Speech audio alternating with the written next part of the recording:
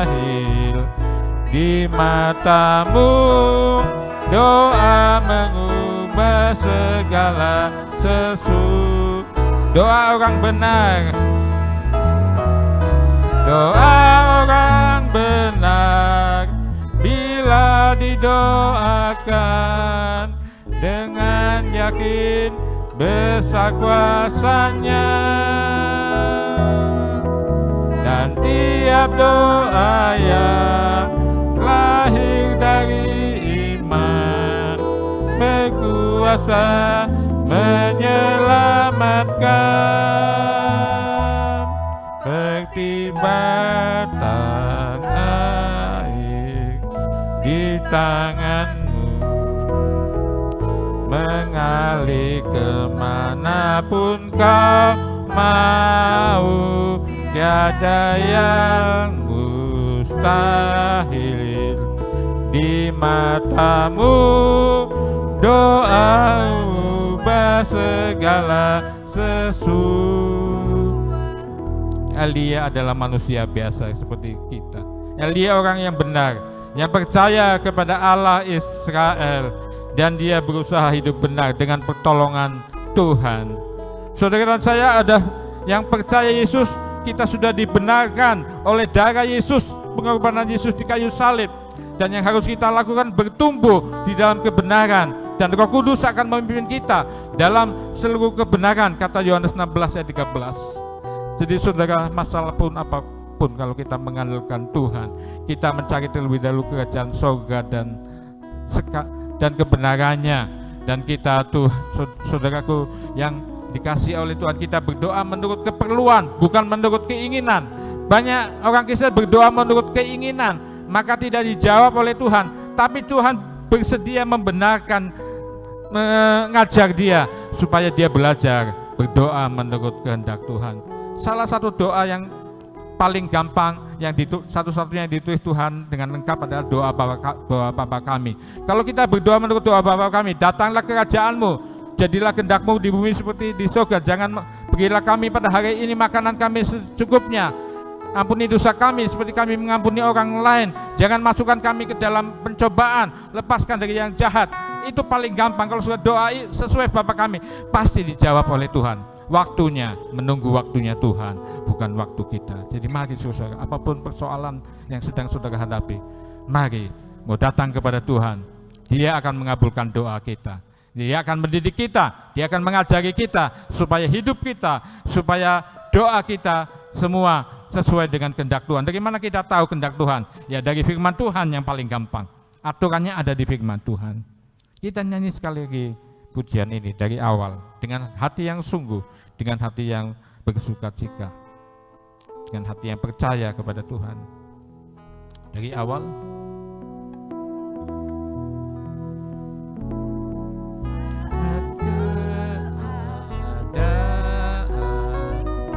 Sekelilingku ada di luar kemampuanku, ku berdiam diri mencarimu. Doa mengubah segala sesuatu.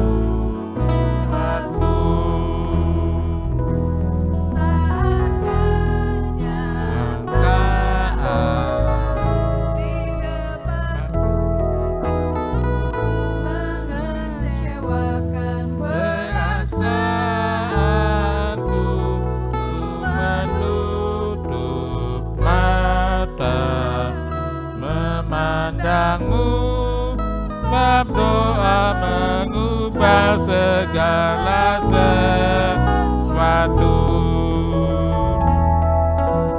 Doa orang benar bila didoakan dengan yakin besar kuasanya.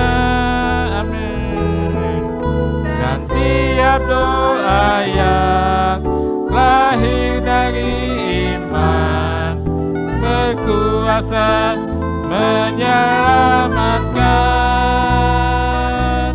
Seperti batang air di tanganmu,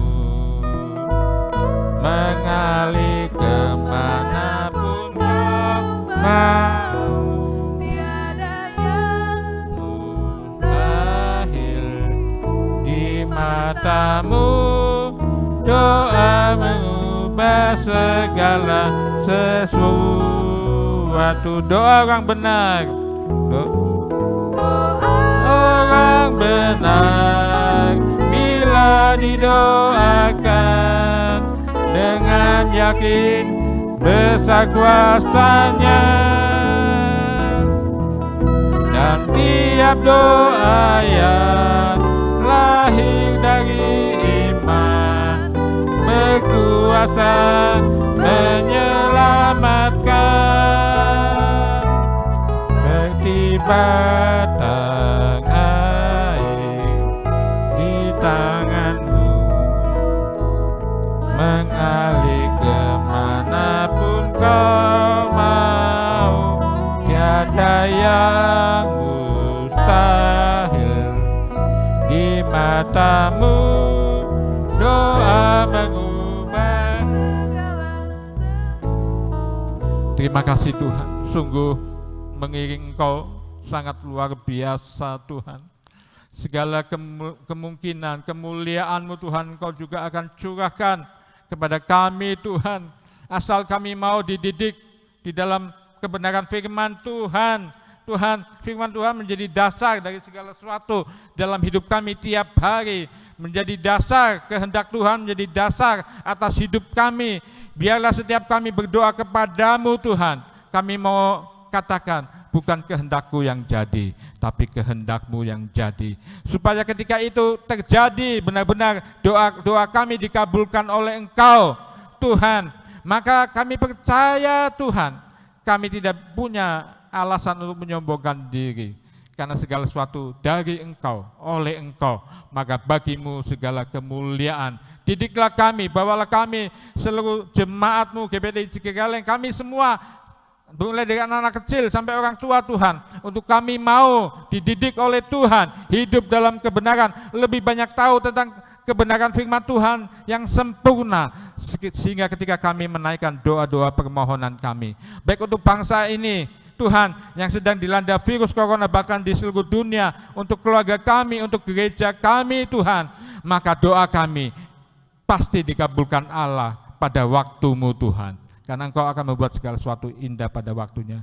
Kiranya Tuhan jadikan kami pendoa-pendoa yang memiliki hidup benar Tuhan, berdoa menurut keperluan, sehingga Tuhan nama-Mu dipermuliakan, dan itu bisa menjadi salah satu modal kami ketika kami mencari jiwa, ketika kami mengadakan pelayanan baik di dalam gereja kami sendiri, di luar gereja kami, kepada saudara-saudara seiman. Kalau Tuhan percayakan, bahkan yang belum mengenal Engkau pun Tuhan, Engkau bisa memakai kami supaya banyak jiwa dimenangkan Tuhan buat Engkau pada hari-hari yang terakhir ini.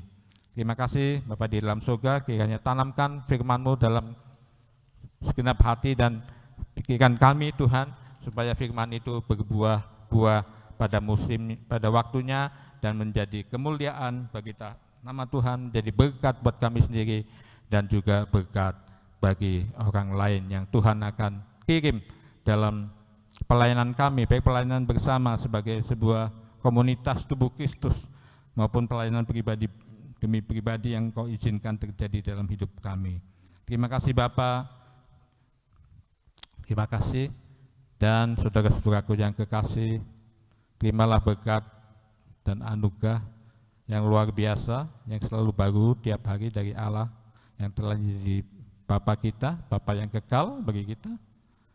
Kasih sayang, kepedulian Yesus sebagai Tuhan Juru Selamat menyertai kita, kekuatan, penghiburan, pengajaran kebenaran dari firman dari Roh Kudus lewat kebenaran firman-Nya, kiranya terus mengalir di hati kita, sehingga kita menjadi orang-orang benar yang dapat mempermuliakan nama Tuhan dan dapat menjadi saksi Tuhan dimanapun kita berada, di tengah-tengah komunitas gereja GBT Cikigaleng sendiri, di tengah-tengah keluarga kami, handai tolan, teman pekerja, bahkan teman sekerja, bahkan di tengah-tengah masyarakat bangsa ini banyak yang belum diselamatkan.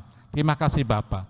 Dalam nama Tuhan Yesus Kristus, saya mengakhiri ibadah online kita pada saat siang hari ini. Tuhan memberkati kita semua. Amin. Puji Tuhan. Saudara sudah rindu ketemu, tapi ada waktunya. Ada waktu ibadah online, ada waktu juga ibadah ibadah seperti dulu lagi. Bye-bye, selamat. Kita jumpa lagi di pertemuan-pertemuan online lainnya. Tuhan memberkati kita semua.